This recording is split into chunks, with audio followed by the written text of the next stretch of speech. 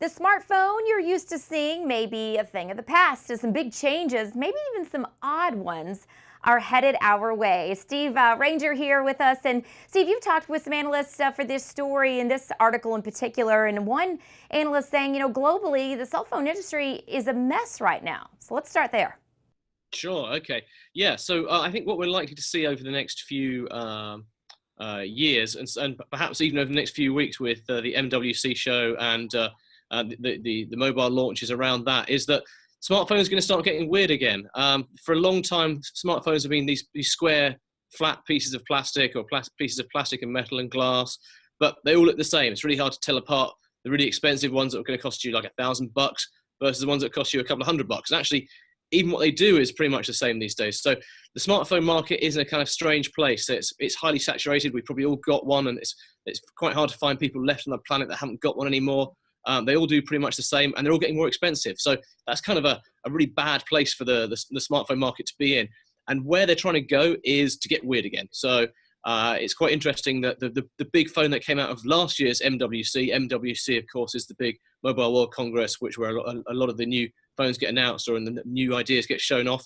The big phone that came out of MWC last year was a kind of a Nokia kind of retro phone that looked like a banana. It was kind of yellow and curvy.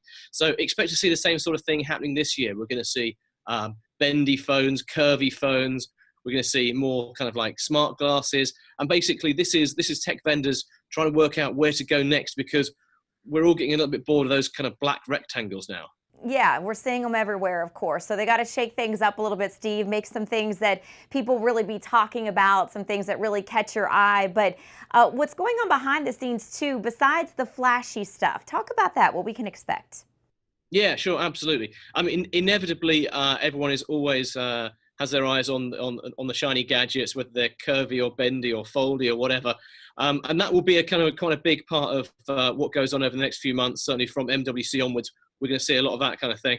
We're also going to see quite a lot of important stuff happening in the background, where you might not spot it because it's the kind of slightly duller, slightly harder to understand stuff around 5G, around artificial intelligence, around the Internet of Things.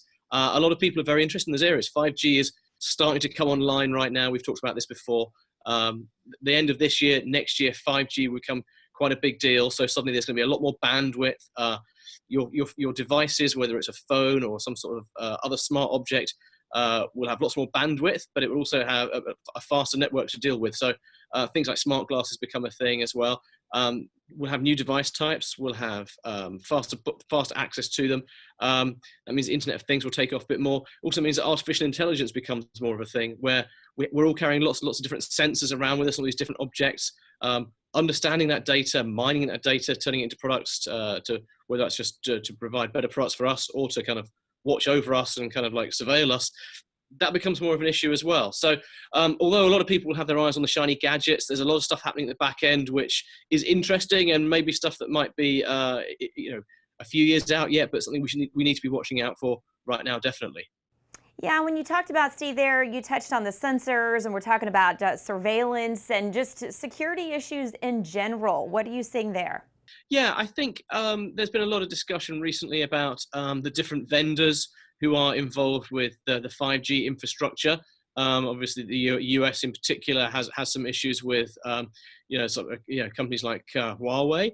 I think what that shows you is that these 5G networks, they will underpin everything. They will underpin not just your smartphone, but maybe your autonomous car, or the Internet of Things sensors in your house or in your business, or just in the smart cities around us. So the network infrastructure side of things is always the kind of the dull, worthy bit that people don't really get too excited about.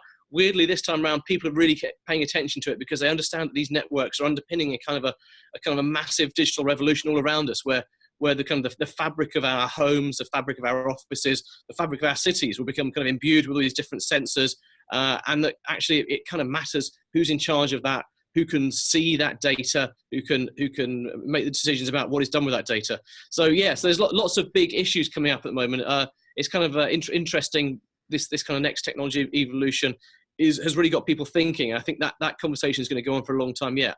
All right, whether we're bending, folding, whatever comes out of MWC, it'll be interesting to see as it all plays out. Steve Ranger here with us. His full article, of course, can be found on ZDNet.